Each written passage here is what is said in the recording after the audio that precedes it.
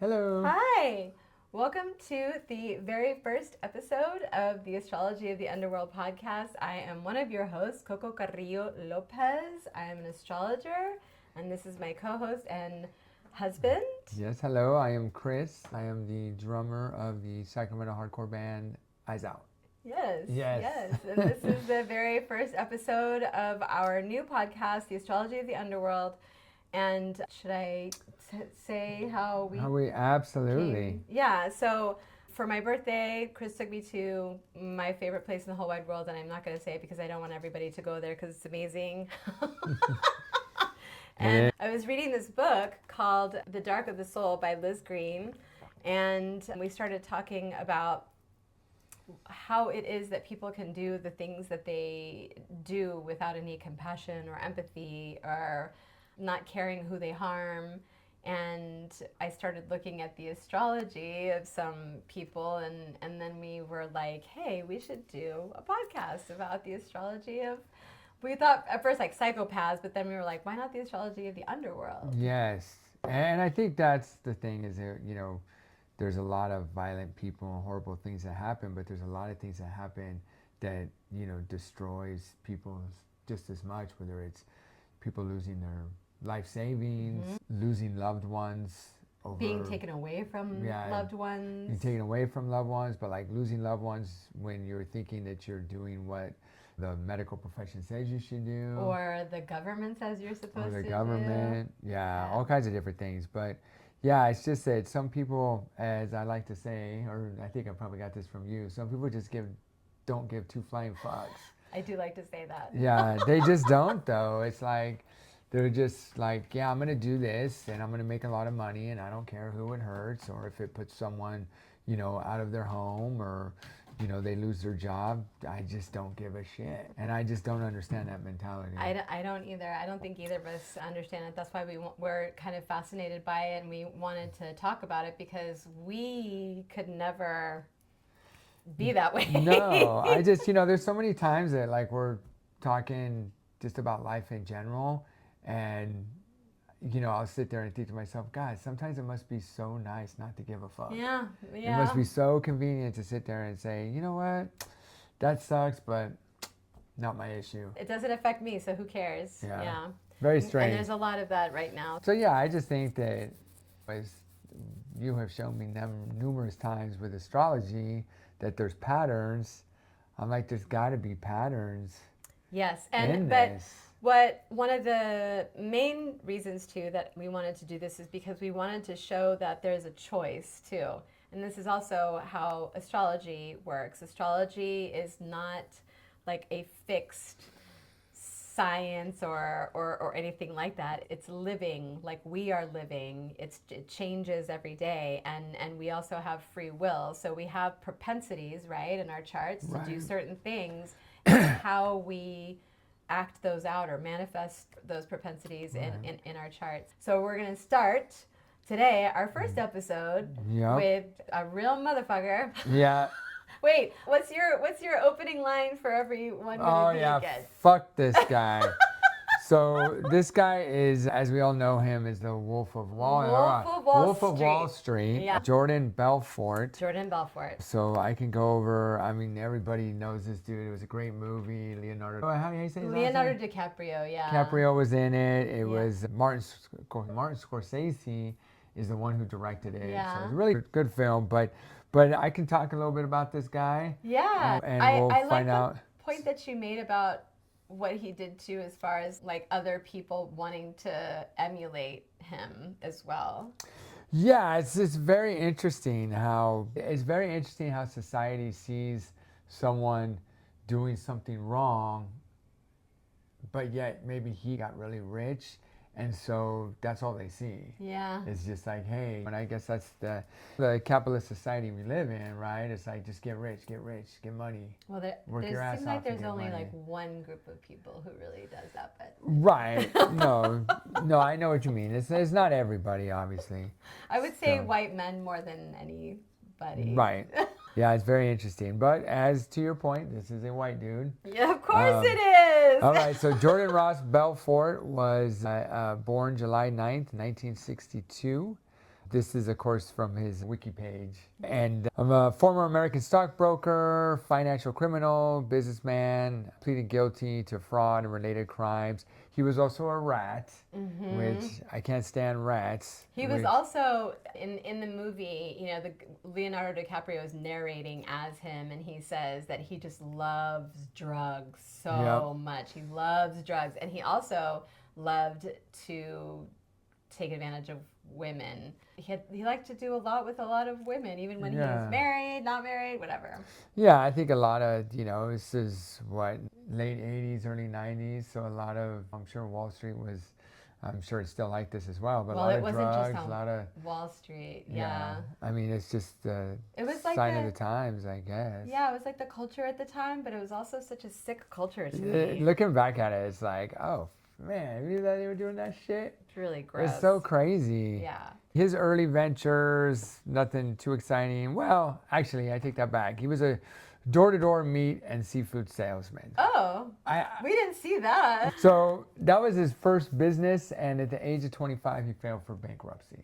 Oh, I didn't know that. Yeah, that's the business was... That wasn't in the movie. Yeah, the business was successful until it wasn't. And then at 25, he filed for bankruptcy, probably because he owed people money as far as, you know, suppliers and stuff for That's meat. Interesting. I didn't know that. Yeah. Initially, at some point, he became a stockbroker at L.F. Rothschild, which actually L.F. Rothschild went belly up on the infamous Black Monday. That was the stock market crash in 97. That's right. Oh, yeah, because that was excuse me, 87, not 97, 80. That was when he was like doing that thing with it was that Matthew McConaughey. Matthew McConaughey was the one that took him to lunch. But yeah, that was like his first job. And then, of course, he was looking for work, and that's when he became, you know, got involved with the penny stocks. Okay, and this is when he did the pump and dump. The pump and dump. Well, that's where he kind of first learned it at this other place he was working at. Oh, that's right. And then he took that and opened up his own business, which was Stratton Oakmont. Okay, yes. And, okay, so do you mind if I just talk about astrology just for 1 second? Let's talk about some astrology, okay. Absolutely. There was no birth time for Jordan Belfort, but I sat there and watched The Wolf of Wall Street 2 times in a row trying to figure out what his rising sign might have been, and it was right in my face the whole entire time because that company that you just mentioned, Stratton, whatever it's Stratton called. Stratton Oakmont, the logo was a lion. And when I started to think about when he got busted and turned into a rat or whatever, I was like, what was the cause of his undoing? And it was his ego. And so, of course, hello, Leo rising. That makes perfect sense. And then what that did is that put his Jupiter and Chiron conjunct retrograde, both retrograde and conjunct in his 8th house. So Chiron is the wounded healer, but when I was reading a book on Chiron the other day, and the author was saying, you know, Chiron in the 8th house is I want to get as much money as I possibly can, and then it's conjunct Jupiter, which is expansion and making things bigger, and the 8th house is other people's money, so the stock market and also inheritance and stuff like that. Right. And those two would be directly opposing his Pluto, which is transformation, in the 2nd house in Virgo. And what was interesting too is that, I don't know if you remember in the movie when he starts talking about like our cat decided to make an appearance. If you can hear him, that's all right. Diablo. When he was talking about all the nuances of like trading stocks and everything, he was like, oh, but you're not going to be able to follow or be interested in that. So he wasn't dumb. I mean, he's really smart. And both of his parents were accountants. Well, yeah, and his dad is... Well, Rob Reiner played his dad in the movie. Yeah, oh yeah. Yeah, Rest in peace, Rob Reiner, for sure. We know what happened to him. Yeah. So he opens up this Stratton Oakmont, and there's that one scene in the movie where he tells the character played by Jonah Hill, where he's like making $70,000 a week. His partner, who was married to his first cousin, that's right, right, and who also was like a major drug person. As a matter of fact, it was like, what was it? They were celebrating. I think it was his birthday. and he's like, I got something for you, and he's like, come on, just smoke some crack with me. And they went in the back and smoked crack, and then they were like, They're like, they were what? like Yeah. But yeah, it was, they kind of talked, they lived in the same building or something like that, or same neighborhood. And he was like, what do you do? Yeah. And that's when he kind of decided to start the Stratton Oakmont. And, sorry, really fast. I'm also sure. going to mention his Neptune is making a trine from Scorpio to the Jupiter Chiron conjunction in Pisces. Neptune is, dreams and fantasies and imagination, but it's also altered perception of reality and confusion and drugs. So, and then all of this is making a kite configuration pointing directly to his midheaven in Taurus, which is also material. So it was almost like everything was all about, stuff. He just wants money and stuff. And then he also was a really good public speaker. Yep, he motivated people. He still does, doesn't he? Well, yeah, that's what he does, which I'll get into that. That's what I'm saying. It's just funny to me because this guy was arrested, he was a rat, did a lot of horrible things, but people want to pay him to be a motivational speaker. And it's just weird to me. In the movie, when he got an article in, not the New Yorker, I think it was like New York Magazine or something like that, there was an article about him and they called him the Wolf of Wall Street. And he was super angry because he thought that it made him look really bad. But then he got to work the next day, and he's bombarded with resumes from young guys who had quit college and moved to New York and was like basically banging down his door trying to get a job from him. But what I was going to say about him being a good public speaker is that he's got Mercury in Gemini in the 11th house and Mars in Gemini in the 11th house. And the 11th house is like, if he is in fact a Leo rising, which I just don't see how he could be anything else. This makes perfect sense. Well, especially with the lion. Yeah. Oh my gosh, there was like also a statue of a lion later on in the movie too, and I was just like, what rising sign is he? But anyway, so Mercury is, communication, and so is Gemini, and Mars is like drive and energy. And he has so much energy when he's standing in front of people talking. And this is where one of the many disconnects happens for me, because I love motivational speakers, but it depends. For example, Dr. Saturo from the Black Panther Alumni Legacy Network. From the Black Panther Party Alumni Legacy Network, which you're a member of. Yeah, I'm a member of. But when he speaks, it's motivating. It's like you just want to go do some good. You want to help people. Yes. You want to, make a difference in this world. Every time I hear him speak, I'm always like, you don't feel think better. I feel good. I feel like, oh my God, I can take on the world. You don't feel like you want to take advantage of people. Right. And that's what I don't understand is like someone like this. It's like, oh my God, this guy took advantage of people. Let's hear a motivational speech on how he did that, or what he can do, to motivate you to make money and not care about other people that you're affecting. Well, it's such a disconnect. Yeah, it's interesting too, because one of the things that Liz Green says in this book, because what she does is she talks about, people like Charles Manson, Timothy McVeigh, and she's saying that one thing that she notices in every one of their charts is that something is going on with their moon. And he has a trine from his moon in Libra to his Saturn in Aquarius. And I don't know, Saturn, like I've said many, many times, is usually like in the shadow sense, a wet blanket. And moon typically has to do with mom. So a lot of them just have mommy issues. Yeah, those mommy issues. Those men and their mommy issues, for reals. So I'm going to briefly go over what he was actually doing. The pump and dump stuff? The pump and dump. Yeah, go ahead, yeah. So as in the movie, they have these things called penny stocks, which if you were to invest in a lot of things today, to buy a significant amount of shares, it may cost a significant amount of money.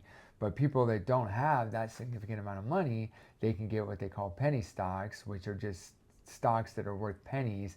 And they're startup companies, but they're not companies that Not like Amazon. Right. They're not, like the example they use are those, I think they were building brothers. the brothers, and they had this. A shack. A little shack, but it was really just a garage. And it was the way he sold it.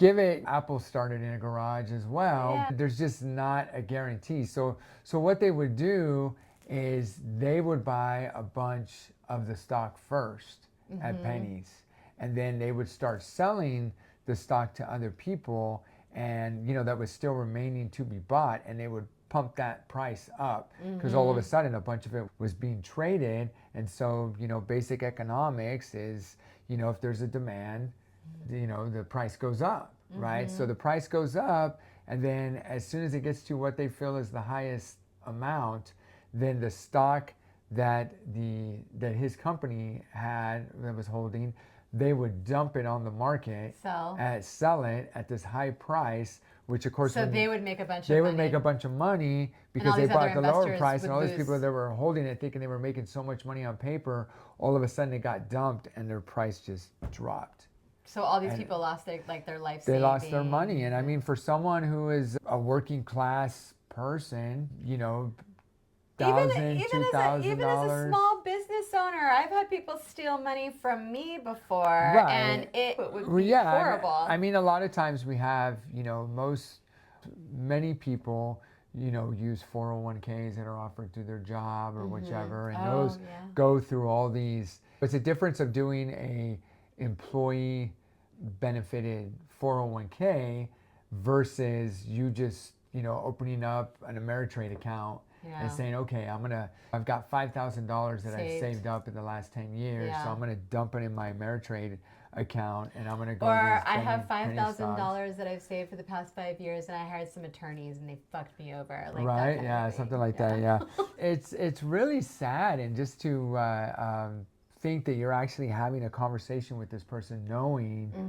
what your plan is, what you're doing, and you just move forward. Yeah, the way that he would talk to them, he would be like, Joe, you're going to love this, Joe. I promise you it's going to make you so much money, Joe. And he's like talking to them like he's their friend and everything. And they're like, you know what? Okay, fine, sure. You know what? Fuck it. I'll give you like 15 grand. I'll give you everything I have. Right. And all of these people were doing that. And these guys were getting rich. And they were crazy too. Yeah. They were crazy. I'm looking at like his Neptune Sun trine in the 12th house. The 12th house has to do with things that are hidden. And also 12th house is hospitals and prisons and jails, which he did end up going to prison for a while. And not only that, but like he didn't have a real relationship with the wife that he was together with, because as soon as he was going down, she's like, peace out.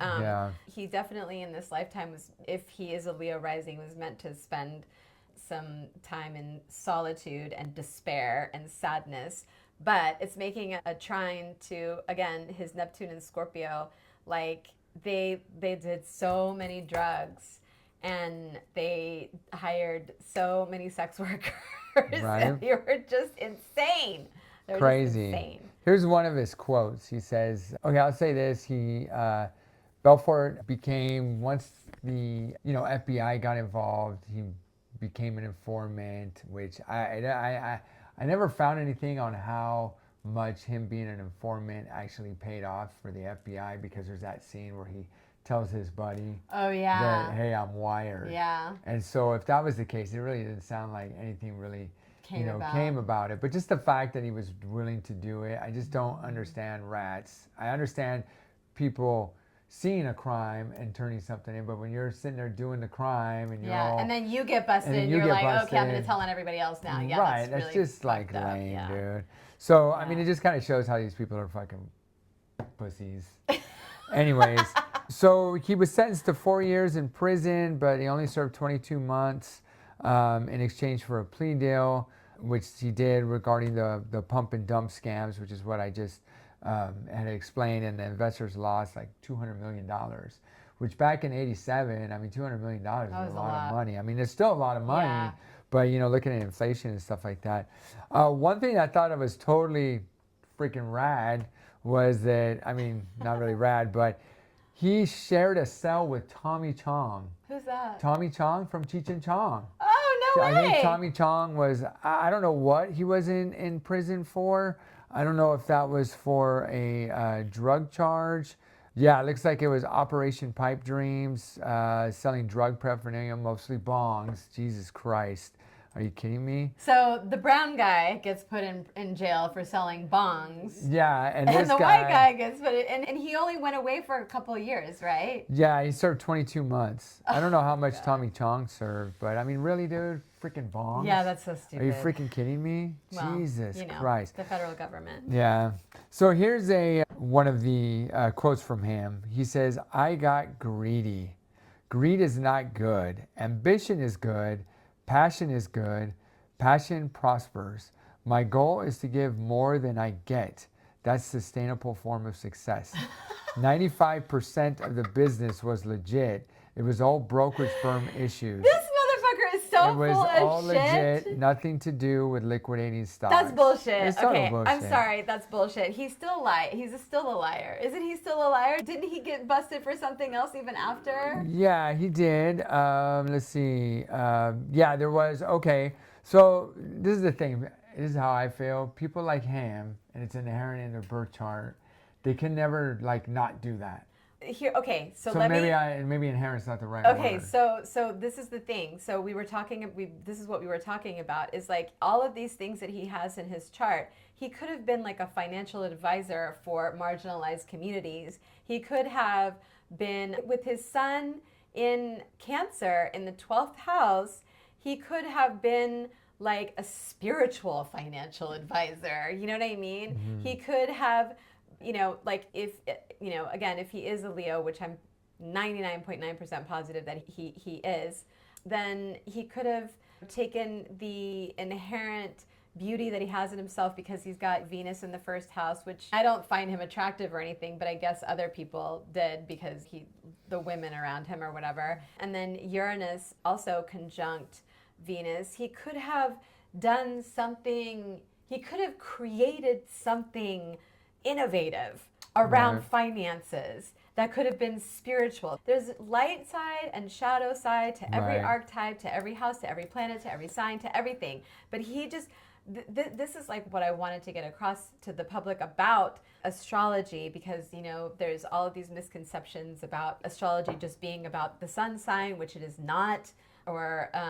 horoscopes, daily horoscopes, which it is not. There's so much more to it. It's like depth psychology, and it's spiritual, and it's also alive, and it's also always changing. But we also have free will. We make choices. And I had a fucked up childhood. You had a fucked up childhood. We turned out okay. Yeah. I think. Yeah. I mean, a lot of healing and a lot of working through our shit, but still, the choices that we make on a daily basis are for the greater good. We're always thinking of others. We're always thinking of how is this going to affect decisions I make every single day. How is it going to affect you? How's it going to affect the animals? These people don't think about that shit. All they think about is how is this going to affect me. Right. I agree 100%. Yeah. So I think that people like this, I'm not saying they can't turn it around, but I just find a lot of people, they just are going to continue this path. You know what I'm saying?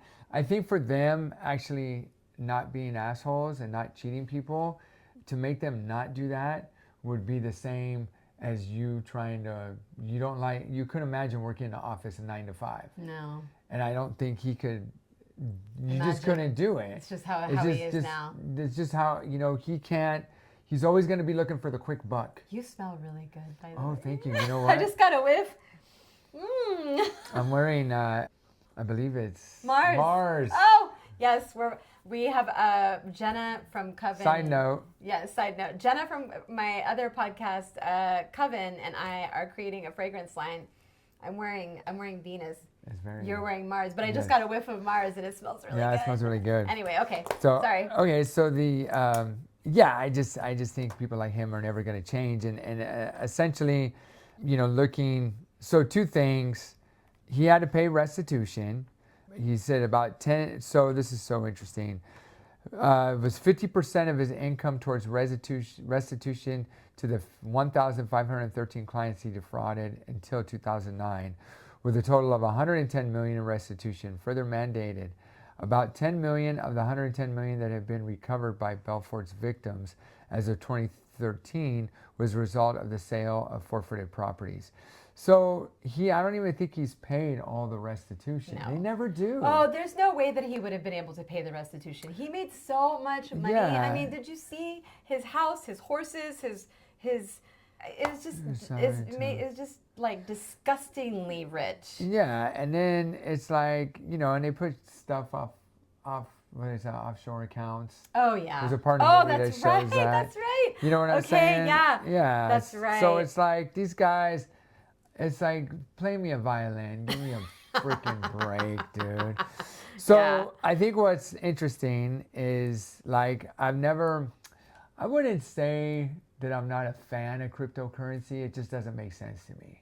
Because you can't pay anything with cryptocurrency, and I feel it's just a pyramid scheme that, like, this cryptocurrency of one that everybody's putting money in is going up in value because people continue to put money into it. And we're kind of hearing some rumblings how, the current administration is like, with his family members doing crypto stuff, that as soon as, people are investing in crypto and the crypto's gone down, but other people that were kind of, just like this. Yeah. It's like they're making money off it, So what's interesting is that this was his take on cryptocurrency.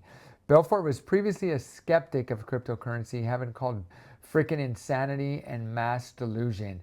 As he learned more about cryptocurrency and the prices skyrocketed, he changed his mind. So this is my thought, is that when he meant frickin' insanity and mass delusion, he was probably like, you can't tell me it's this freaking easy to defraud someone. Even though he did it. Yeah, because he probably is looking at this saying, like, I had to work so much harder to defraud someone. And this is mass delusional. And then when he realized, like, no, dude, it's all legit, he's like, oh, I changed my mind. This sounds awesome. Okay. And it says, so here's the other thing. Belfort's decline offers to create a wolf-themed non-fungible tokens of crypto. So like instead of like, sometimes you get like the cryptocurrency has like there's ones that's got Trump on it or whatever, right? So they wanted him to do a wolf themed one. And that's my point. These people in business, they look at this guy after all the things, prison time, hurting people, having to go back and to give restitution, just horrible personal relationships. They still idolize him. He was together with a hairstylist, a brunette hairstylist who, like, I get really upset about this because I've been doing hair for 30 years.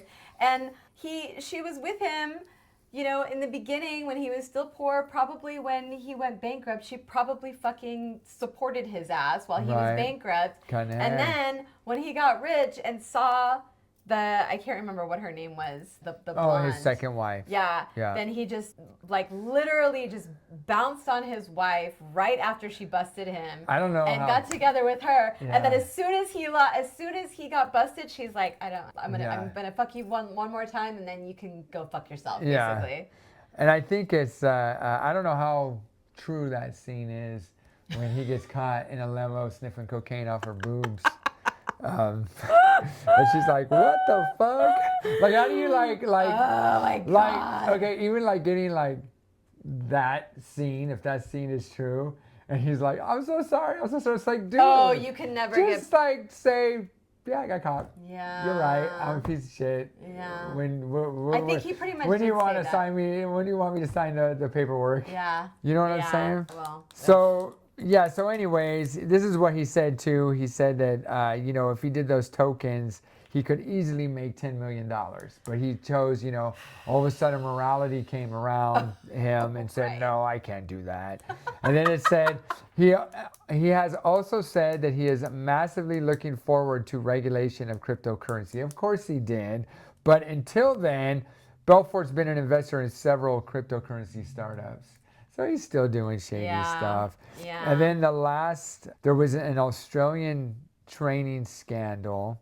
And this is actually, I think, where there was an investigation in 7 News. His company, Career Pathways, basically, I'm going over the place. His links between Belfort and the employment company, Career Pathways, Australian run by Paul Conquest, who also has majority ownership of face-to-face training.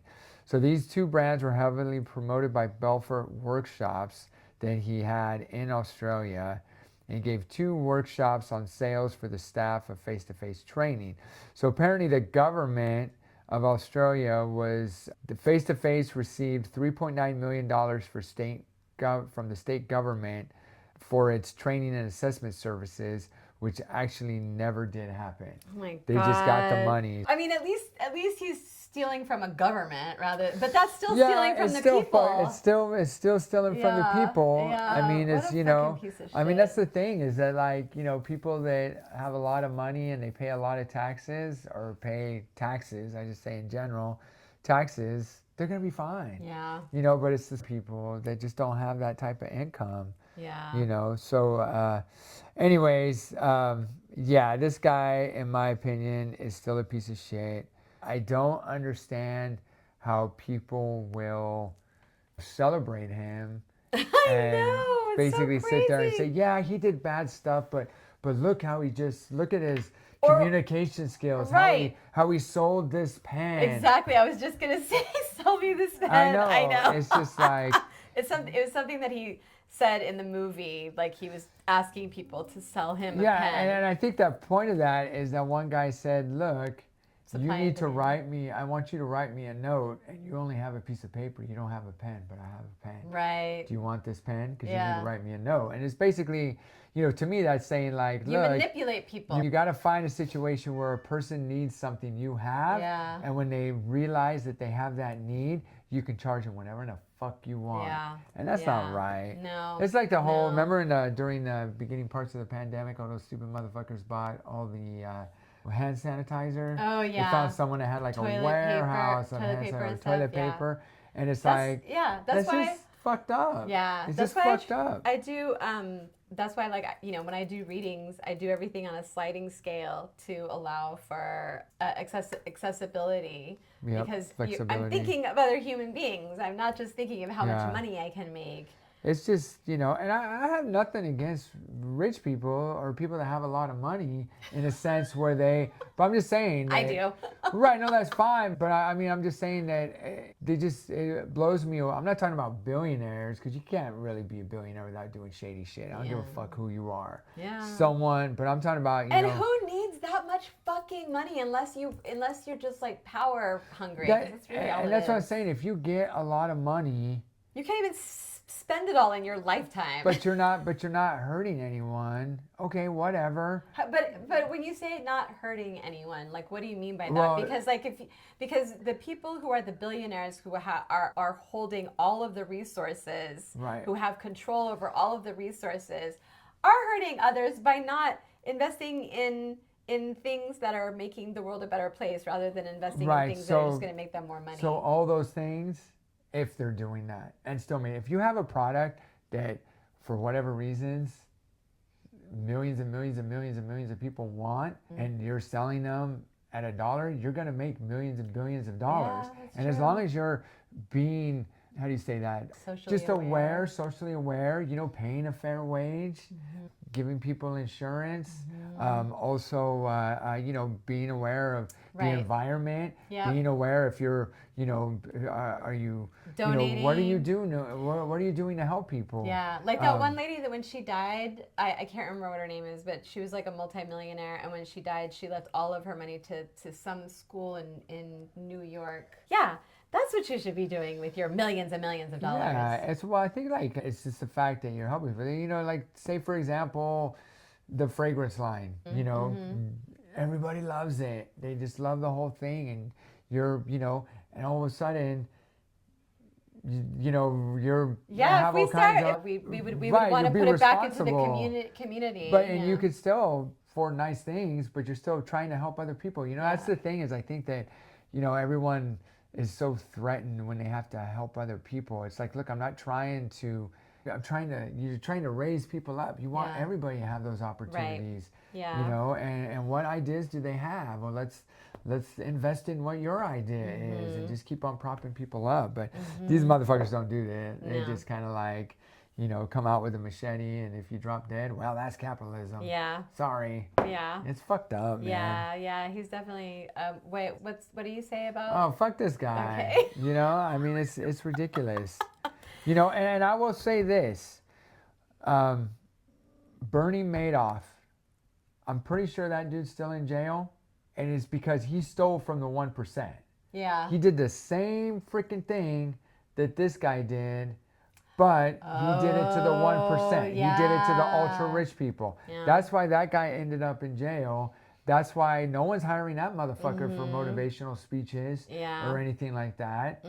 Not at all. But this guy here. His moon is in Libra, and I'm, again, 99.9% sure that his rising sign is Leo. And another one of the reasons for that was because his ego was what got him in trouble. Because remember, his attorneys were telling him, you should make a deal right now with the SEC. Just don't go back. You need to get away from your company. And he just couldn't do it. He couldn't do it. He went in and he started to quit, and then he's like, never mind, fuck that. I'm back. And then I was like, oh my God, he's a Leo rising. His ego is the thing that got him in trouble. And just because I'm a Leo rising, but what that means is, when we have like Leo in our chart, we, there's something in us in our soul that needs like attention in our ego development. Right. And he just didn't.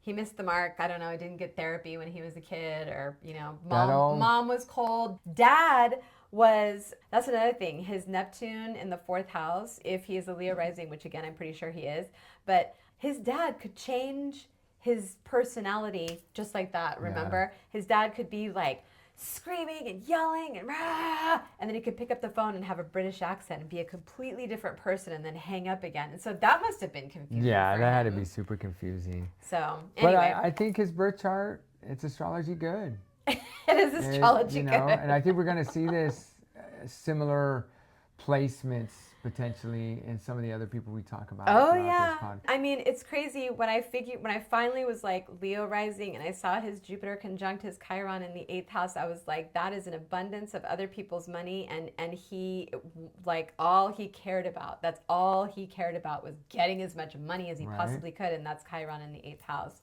Sure. Yeah, and it's also stock markets, other people's money. So he stole other people's money, which is making a trine to his Neptune in the 4th house, or potentially in the 4th house, but it's making a trine to his Neptune. So he was just really good at scamming people. Right. Scamming people. That was him. Yeah. For sure. And not to say that if you see these particular aspects in a birth chart of someone that that is how they are, but I would say to book an appointment with me for a reading, and I will look at it, and if we see that some of these characteristics are being played out, that I would be like, run as fast as you can away. Right. Or if he's a motivational speaker but he's actually like spiritual, then I would say okay, stay.